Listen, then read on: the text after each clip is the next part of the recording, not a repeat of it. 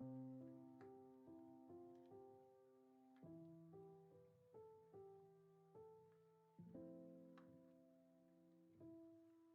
contenido proporcionado en este podcast tiene fines informativos y educativos únicamente. Cap Medical presenta.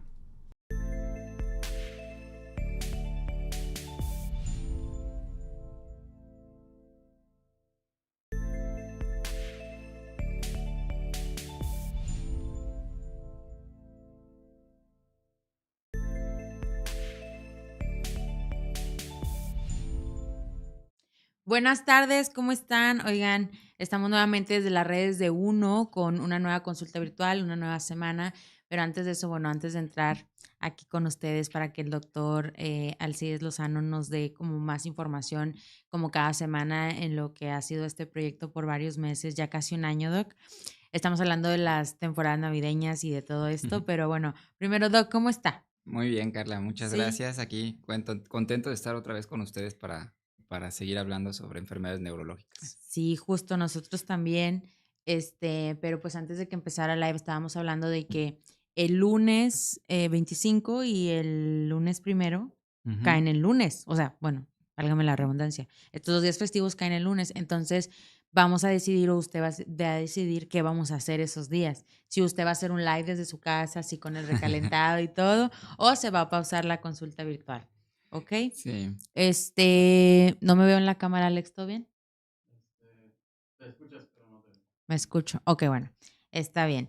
Bueno, en lo que recuperamos la señal, el tema va a ser esclerosis múltiple y la actividad en la enfermedad. Doc, ¿nos podría dar una pequeña introducción de esto?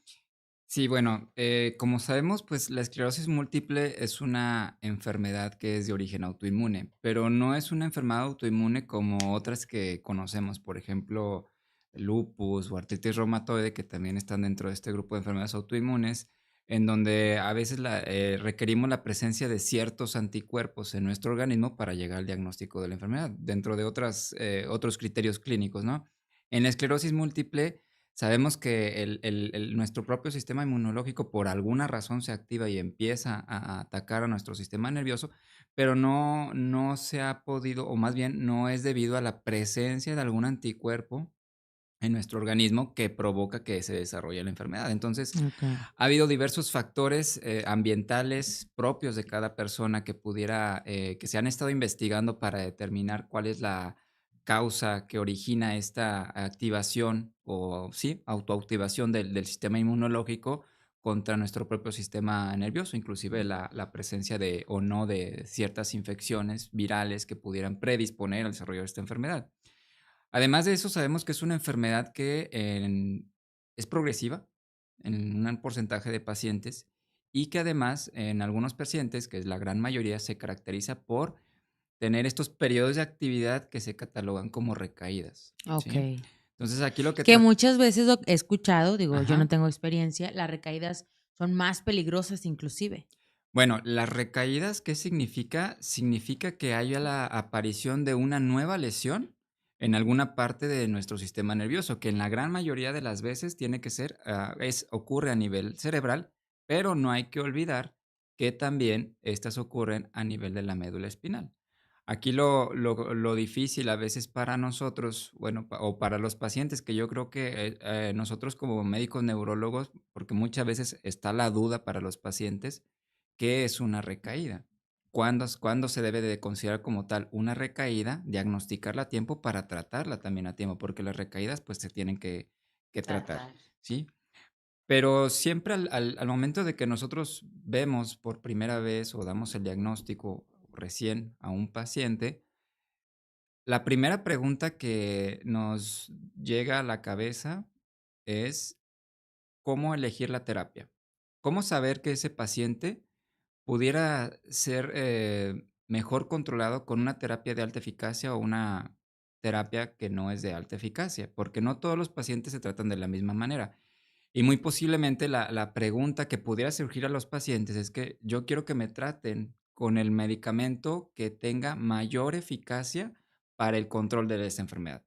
Pero hay que reconocer que no todos los pacientes se tratan igual y no todos los pacientes son candidatos a una terapia de alta eficacia, porque bueno, Así como su nombre lo dice, bueno, son medicamentos que son para controlar o de una mejor manera la enfermedad, pero no todos los pacientes van a tener una enfermedad que es altamente activa, ¿sí? Y también considerar que las terapias, todas, llegan a tener efectos adversos y no todos los pacientes van a ser candidatos a ese tipo de tratamiento. ¿Sabe qué? O sea, digo, em, yo he visto que hay foros, por ejemplo, grupos, comunidades en Facebook donde tienes esclerosis múltiple o cualquier otra enfermedad, pero si tienes esta, por ejemplo, te unes al grupo Ajá. y pues ahí dan sus testimonios, dicen cómo se sienten.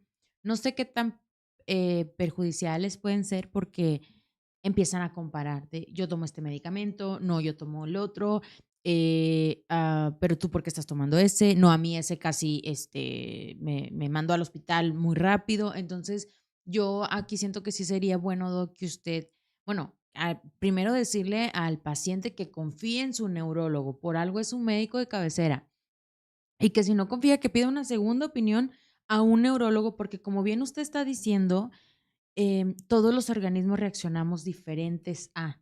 Entonces, pero entonces, doctor, no me puedo tomar de las pastillas que está tomando mi compañero o sin decirle me las empiezo a tomar. ¿Qué podría usted agregar de este tema, doc? Porque sí es un poquito complejo. Pues fíjate que es muy interesante tu pregunta porque justo la semana pasada me tocó ver una paciente que diagnostiqué con esclerosis múltiple y una vez que ya recibió su diagnóstico, pues se entera de que hay grupos de pacientes que se reúnen y es muy frecuente, o inclusive en las mismas salas de hospital, en las salas de espera, cuando Ujú. coinciden ahí los pacientes y que empiezan a conocerse, a platicar sobre su enfermedad, coincide que tienen esta misma enfermedad, esclerosis múltiple, y es frecuente que compartan sus experiencias y que les diga, es que yo tuve esto y tú no tuviste esto. ¿Por qué? Es que a mí me iniciaron con este medicamento y no me funcionó. Y si esta persona está recibiendo este tratamiento que no le funciona a otra, va a pensar que tampoco le va a funcionar. O todo este tipo de experiencias que se comparten entre ellos, no es que sean malas, pero siempre deben de ser bien asesoradas. Porque yo siempre les hago énfasis a mis pacientes. O sea, yo puedo tener dos pacientes con la misma enfermedad, pero cada uno va a tener un comportamiento completamente diferente. Y a los 2 les puede poner el mismo medicamento, pero cada uno Exacto. va a reaccionar de una manera Exactamente, completamente diferente. exactamente. Y es que yo creo que de primera mano, cuando nos llega, no sé, a lo mejor un diagnóstico, una información, pues quieres buscar, quieres saber, pero que tengan en cuenta y en claro esto que está diciendo ustedes, que todos los organismos reaccionamos diferente, que es algo que ya sabemos, pero muchas veces en el proceso del diagnóstico y la aceptación y a veces hasta el duelo de perder la salud, se nos olvida un poquito y Ujú. empezamos a querer buscar de manera desesperada, pero por ahí no va. Hay que llevar el proceso como nos indique nuestro médico especialista. Van a estar apareciendo en pantalla los datos del doctor Alcides Lozano. Él está en la ciudad de Monterrey, en la ciudad de Saltillo. Y si no eres de aquí, porque también el doctor tiene comunidad fuera de México, pues que sepas que siempre puedes buscar en las reseñas de un médico especialista que sea de tu confianza y que te ayude con este proceso que va a ser para toda la vida. En el tema de la esclerosis múltiple, por ejemplo, va a ser para toda la vida, doc. Exactamente, hasta el momento no se ha encontrado una cura. Ojalá que en unos años, con las investigaciones que se están haciendo, podamos encontrar un tratamiento que pueda llegar a curar la enfermedad en estos pacientes. Pero bueno, ahorita, al día de hoy, todavía no. Yo creo que algo también muy importante es que desde la época de la década de los 90, donde empezaron a salir nuevas terapias, eso ya nos ha permitido pues tener opciones para los pacientes. Si nada más existiera al día de hoy un solo tratamiento, pues difícilmente tenemos de dónde elegir, ¿no? Ahora, doc, sería genial que usted también nos explicara esto, porque hay los medicamentos, por ejemplo, los de primera línea, los de segunda, los de tercera, y muchas veces uno como paciente no entiende. Esto va de la mano con cuando nosotros vemos a los pacientes en tratar, no hay una manera que sea 100% segura para determinar si este paciente va a ir sobre el camino de una enfermedad que va a ser más lentamente progresiva, que no va a tener tantas recaídas, y otro paciente que donde va a tener una actividad de enfermedad muy importante. Hay ciertos factores que pudieran ayudar, que nos ayudan a nosotros como médicos determinar, bueno, este paciente va a tender hacia un camino de actividad alta de la enfermedad ya sea porque las recaídas que ha tenido no ha tenido una recuperación completa, que ese es un dato. Otro dato también es el número de recaídas que está teniendo el paciente a pesar de tratamiento, el número de lesiones, la localización de esas lesiones, el grado de discapacidad que tiene el paciente. Entonces, se han hecho diversos modelos para que nos ayuden a nosotros los médicos a determinar qué pacientes se pueden beneficiar de una terapia de alta eficacia dependiendo de esta actividad que está presentando su enfermedad. Hemos también, o se ha tratado de investigar otros factores que pudieran también determinar esta predisposición en los pacientes hacia tener una actividad importante de la enfermedad. Por ejemplo, el tabaquismo. En los estudios se ha visto que los pacientes que tienen el consumo de tabaco y que padecen esclerosis múltiple tienen una mayor probabilidad de progresión de la enfermedad, lo que va a generar mayor discapacidad. Entonces, nosotros hacemos mucho énfasis en los pacientes que tienen el diagnóstico de esclerosis múltiple que deben de quitar el hábito de Cigarro. fumar, ¿de acuerdo? El sexo, bueno, el sexo todavía no se ha encontrado bien este factor determinante como tal.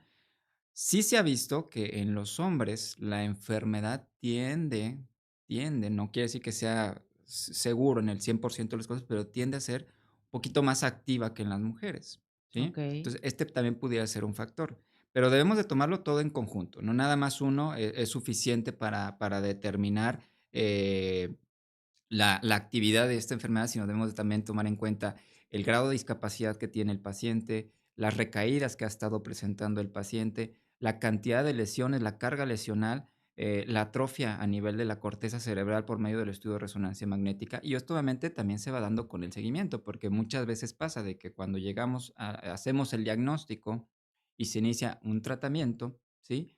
También hay que tomar en cuenta cómo está teniendo el control o la actividad de la enfermedad del paciente en base a ese tratamiento, porque no nada más es iniciar una terapia y continuarla sin mantener una supervisión apropiada.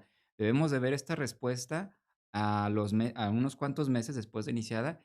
Y un dato que, bueno, sí es muy característico de la gran mayoría de los pacientes son las recaídas, pero puede haber progresión de la enfermedad sin que el paciente se dé cuenta de las recaídas, porque, bueno, un estudio que nos ayuda mucho a nosotros como neurólogos en los pacientes con esclerosis múltiple es la resonancia magnética. La resonancia magnética nos permite ver a grandes rasgos la cantidad de lesiones y la atrofia cerebral. Pero si nosotros vemos una nueva lesión sin que el paciente se haya dado cuenta, o sea, que no haya tenido como tal representación clínica en el paciente, la aparición de una nueva lesión es indicativo de actividad de la enfermedad. Entonces, también eso es muy importante, el seguimiento clínico, radiológico que deben de tener los pacientes y una vez iniciada la terapia, pues obviamente monitorizar los efectos adversos que pudiera tener con la terapia. Algo que también preguntabas de, bueno, ¿cuál es la elección de terapia? Pues también va de la mano de lo que platicábamos la semana pasada, de, por ejemplo, en las pacientes que quieren quedar embarazadas, la elección de tratamiento también va a depender de eso, sobre todo hablando en el caso específico de la mujer que desea quedar embarazada. Entonces, no hay una regla para todos los pacientes, pero sí debemos de tratar de determinar qué factores tiene ese paciente que nos pudieran hacer pensar que ese paciente va a tender a presentar una enfermedad que va a ser muy activa y eso nos pudiera orientar hacia la elección más apropiada de una terapia para el control de la esclerosis múltiple. Ok. Doctor, pero díganos algo así súper alentador o esperanzador, que la actividad en la esclerosis múltiple en cierto punto sí lleva sus tratamientos, la nutrición, que también luego les cambia la dieta, que es la que deberíamos llevar de toda la vida, pero ya cuando caemos en un diagnóstico en una enfermedad, pues la cambiamos, que puede estar por muchos, o sea, que puede pasar años y está como dormida. Sí, o sea, también, así como sabemos que hay factores que predisponen a una alta actividad, también hay factores que determinan que puede ayudarnos a determinar los pacientes que pueden tener una enfermedad que va a progresar muy lentamente o no va a tener una alta probabilidad de recaídas. Primero, ahí lo que influye, pues, que tenga un diagnóstico oportuno para el inicio de una terapia. Ya una vez con la terapia, si la terapia logra mantener inactiva la enfermedad, se puede llegar a detener la aparición de recaídas y también algunas terapias ya están demostrando también la disminución de la progresión de la enfermedad. Hay nuevos medicamentos que también ya se están enfocando hacia esta regeneración a nivel del tejido cerebral para tratar de reparar, por así decirlo, estas lesiones que pudieron haber dejado un daño a nivel de nuestro sistema nervioso y con eso también mejorar la discapacidad que pudiera tener el paciente. Todavía están en la fase de investigación algunos, pero están dando resultados esperanzadores. Y yo creo que la investigación al día de hoy en la esclerosis múltiple ha avanzado mucho y hay terapias que, como te comentaba, nos están dando un aspecto esperanzador en cuanto al control y también para ayudar a mejorar los síntomas de la enfermedad en los pacientes. Ok. Volvemos a lo mismo, el hecho de que haya terapias o varias terapias, sin duda viene de la investigación de estos años, pero no quiere decir que todas vayan a ser para ti o que vayas a ser candidato para todas, o a lo mejor tal vez sí, pero vamos de una en una, o sea, paso. Exactamente. Inclusive, bueno, no hablamos tanto de esos temas aquí, pero los seguros de gastos médicos mayores, si me quisiera brincar alguna terapia, no la aceptan hasta que haya una razón de por qué o un expediente clínico ya escrito por el médico. Digo, es un tema ya más complejo, pero tiene razón de ser y tu médico confía en tu médico porque lo es que doctor, y digo, estamos hablando de terapia científica, luego ya vienen como que el té de pelos de caballo y el Ujú. jugo verde y todo eso, que pues a lo mejor nosotros los mexicanos tenemos mucha fe, y todo a lo mejor nos puede curar, pero no hay como la medicina que los médicos estudian todo el tiempo para ayudarnos. Y Doc, ya casi para finalizar en la consulta virtual, ¿qué consejo le daría a los pacientes para manejar la actividad en la esclerosis múltiple? Bueno, siempre acudir con su médico a sus revisiones oportunas, ¿sí? Cualquier duda que tengan en cuanto a su enfermedad y con su tratamiento, coméntensela a su médico. Si hay factores que pudieran determinar una mayor progresión de la enfermedad, como por ejemplo el tabaquismo, pues hay que tratar de evitarlo, que eso es bien importante Doc, también. lo voy a interrumpir por tantito porque qué importante lo que está diciendo de coméntenle a su médico, díganle a su médico, porque a veces también como paciente dices, bueno, no quiero molestar a mi doctor, ya pagué la consulta y pues si no, me quedé con esta duda, pero pues bueno, hasta la siguiente consulta, que también tu médico te dé la confianza de que va a estar ahí en tu proceso, pues a lo mejor no 24/7, pero en el momento que tienes una duda que tú consideres que es importante. Y no es porque el doctor Alcides esté aquí, pero él es así, digo, está al pendiente de los pacientes y pueden, o sea, incluso en su tarjeta de presentación, pues viene su celular y pueden tener contacto directo con él, que no siempre es así y también a veces porque hay médicos que tienen mucha carga de trabajo, muchos pacientes y pues ya tienen a alguien capacitado también, pero aquí, por ejemplo, con el doctor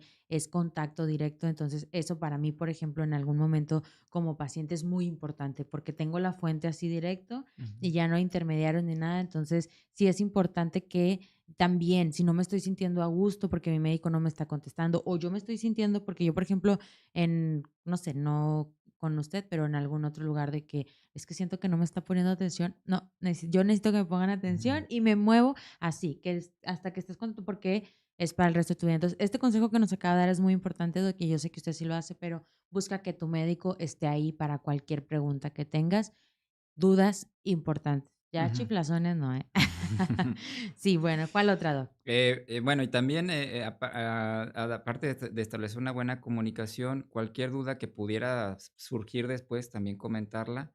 Digo, a veces también nos pasa a nosotros como médicos de que nos sacan con alguna pregunta, la cual nosotros, pues, no tenemos inclusive mucha idea en cuanto a eso, pero tratamos de resolverla lo mejor posible, investigar también, porque, pues, a veces son preguntas que uno no esperaba en ese momento, ¿no? Pero tratar de responder lo mejor posible las dudas que tengan los pacientes, no solamente con respecto a la enfermedad, sino también a veces también con respecto al tratamiento, que también esto es muy importante. Nunca, nunca, nunca, porque esto ya me ha pasado, si están con una terapia modificadora de la enfermedad, no se debe de suspender a menos de que esta decisión haya sido tomada por su médico. La terapia modificadora de la enfermedad nunca debe de suspenderse de manera abrupta en los pacientes a menos de que haya sido indicada por su médico. Eso es bien importante también. Okey. ¿Esta terapia es alguna de las que existe?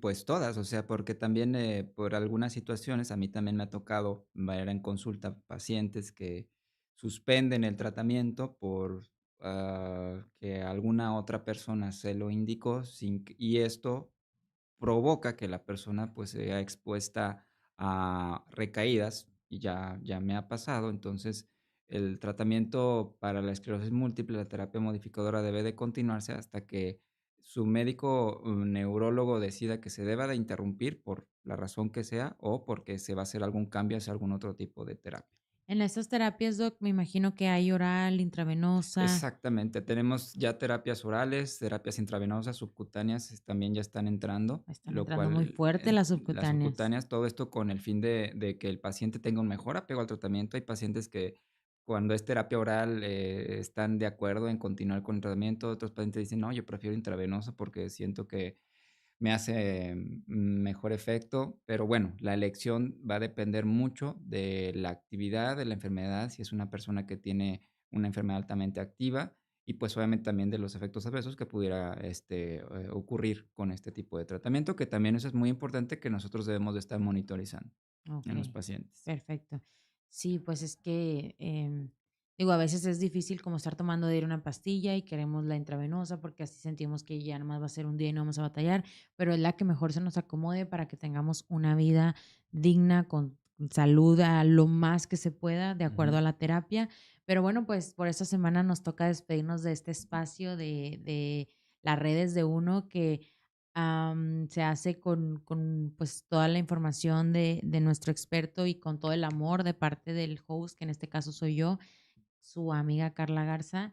Y pues ya estamos por concluir un año, Doc, pero vamos a seguir con este espacio que la verdad mucha gente se ha beneficiado. Y cuando empezamos este proyecto que nadie nos miraba, decían, bueno, ¿con qué una persona? Pero no, el doctor tiene su bandeja llena de mensajes y les contesta y a veces hasta les da retroalimentación de sus estudios y demás, pero pues sí se está ayudando a mucho a la comunidad. Y bueno, el doctor Alcides les invito a que compartan las redes sociales para que más gente conozca de él. Y bueno, por esta semana, Doc, lo invito a despedirse de su espacio, que es muy suyo y a veces yo me quiero dañar. Pues muchas gracias por seguirnos a todos. Cualquier duda o pregunta, pues estoy a sus órdenes y aquí nos veremos la próxima semana nuevamente para hablar sobre algún tema de neurología, Que va a ser la última del año, posiblemente. porque luego ya vienen las festividades. Y ya en la siguiente semana ya puede decir como Bronco. Aquí nos veremos el año que entra. Bueno, nos despedimos. Bye Hasta luego, bye. nos vemos.